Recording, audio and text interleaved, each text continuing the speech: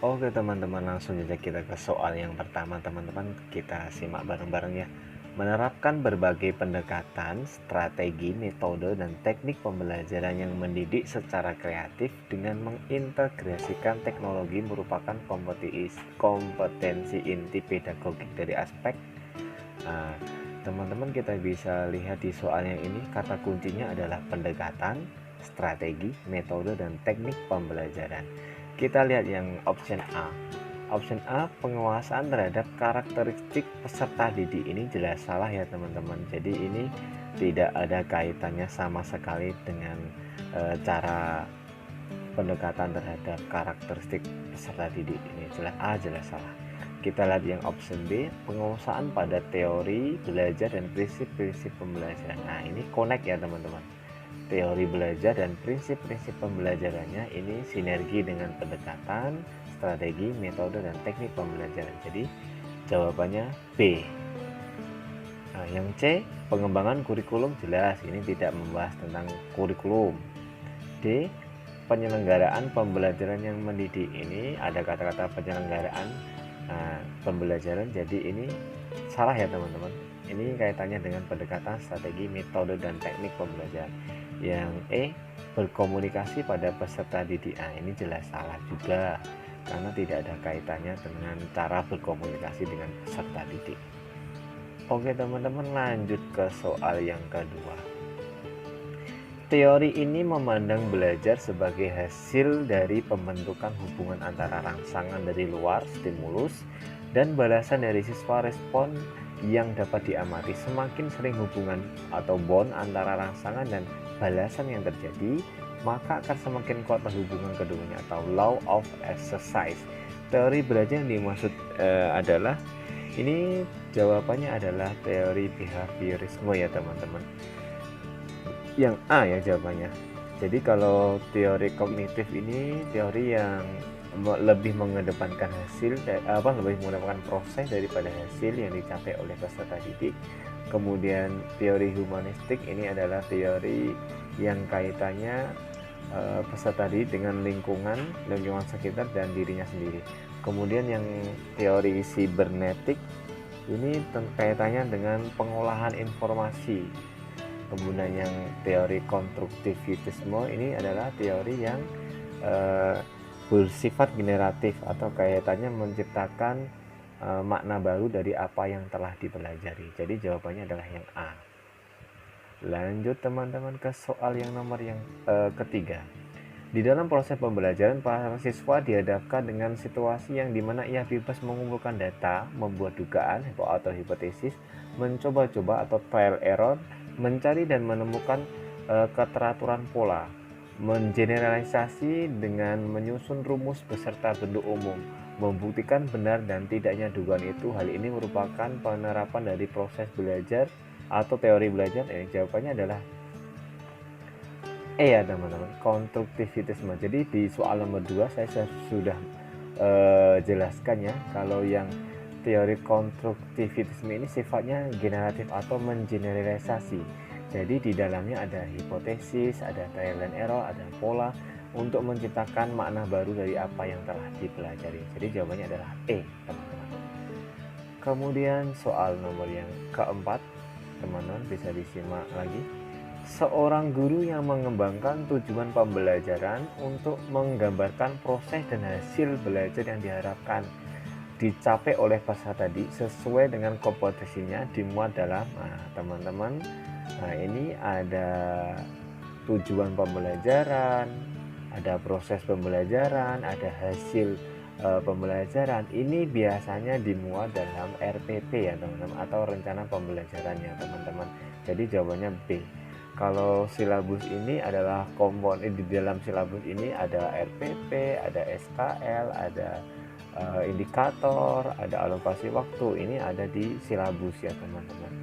Kemudian yang silabusnya RPP jelas salah.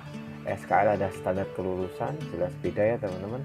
Dan yang E adalah lembar penilaian. Lembar penilaian ini biasanya berisi dengan nilai-nilai yang dicapai oleh peserta didik. Oke teman-teman, langsung kita ke soal nomor 5.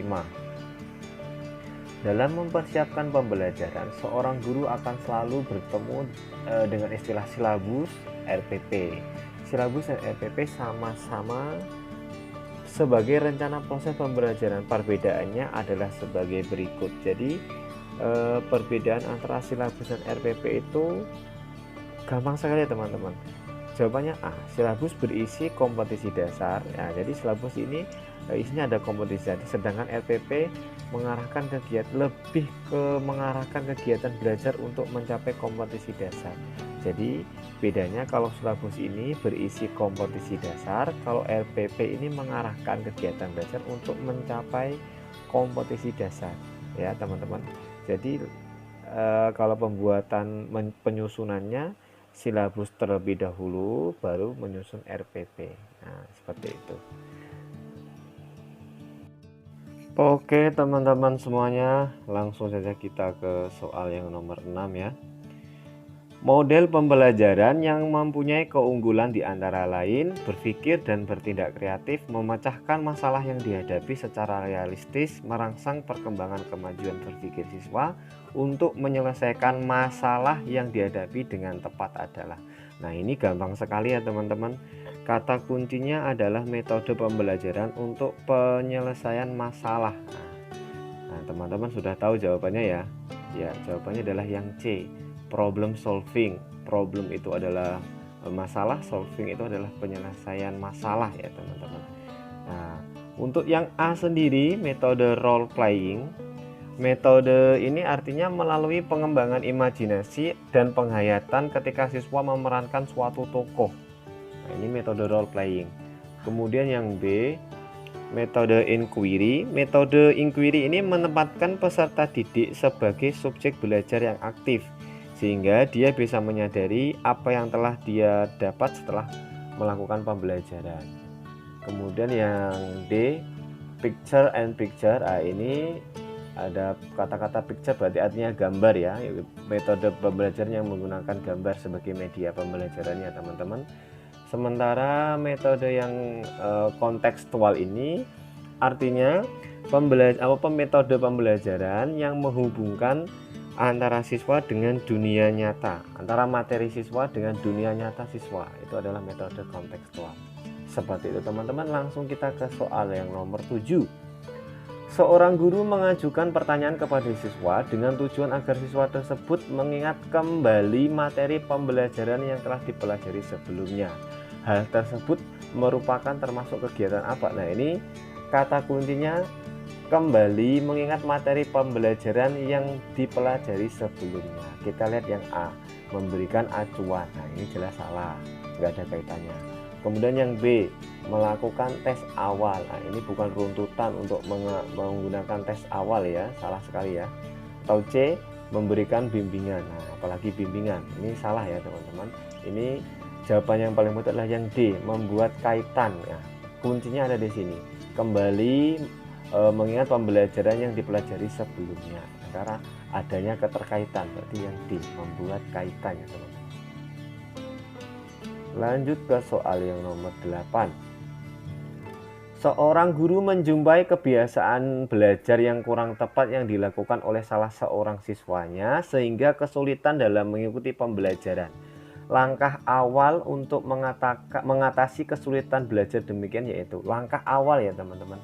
Ini yang diinginkan dari soal ini adalah bagaimana langkah awal kita sebagai guru ketika ada siswa yang kurang tepat saat mengikuti pembelajaran. Nah, langkah awalnya kita gimana? A, tunjukkan akibat atau dampak kebiasaan belajar siswa yang salah terhadap prestasi siswa. Ini kurang tepat ya teman-teman. Jadi langsung ketika ada siswa kita jangan langsung menunjukkan kesalahannya.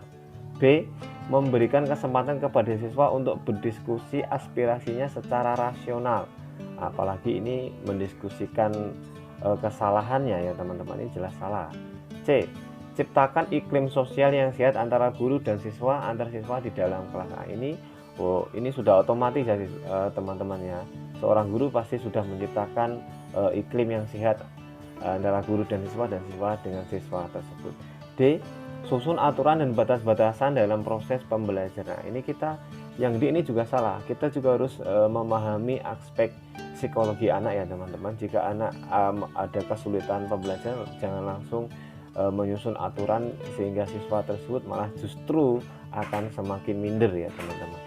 Yang jawaban yang paling benar adalah yang E, memberikan kesempatan memperoleh pengalaman yang menyenangkan. Nah, ini kuncinya menyenangkan dan memperoleh sukses belajar meskipun prestasinya minimal. Kita harus memahami psikologi anak lagi-lagi ya teman-teman. Ajak anak itu supaya dia senang dulu, supaya dia tertarik pada pembelajaran yang kita berikan. Jawabannya adalah yang E. 9. Faktor yang penting dipertimbangkan ketika oleh seorang guru dalam melaksanakan diskusi pemecahan masalah pada proses pembelajaran. Ini kata kuncinya faktor yang penting untuk melaksanakan diskusi ya, diskusi pemecahan masalah.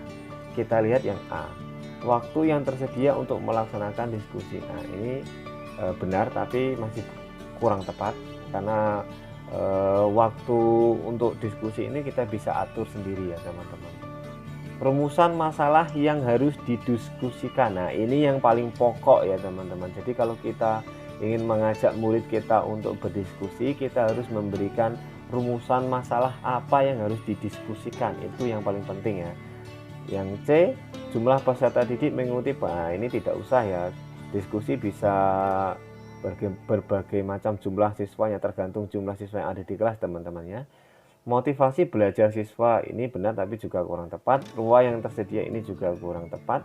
Jadi yang paling tepat adalah faktor yang penting dipertimbangkan dalam diskusi adalah rumusan masalah yang harus didiskusikan supaya murid kita tidak bingung harus berdiskusi tentang apa. Jadi jawabannya B ya teman-teman. Lanjut kita ke soal yang nomor 10. Seorang guru menjumpai kelas yang motivasi dan prestasi belajar siswanya rendah.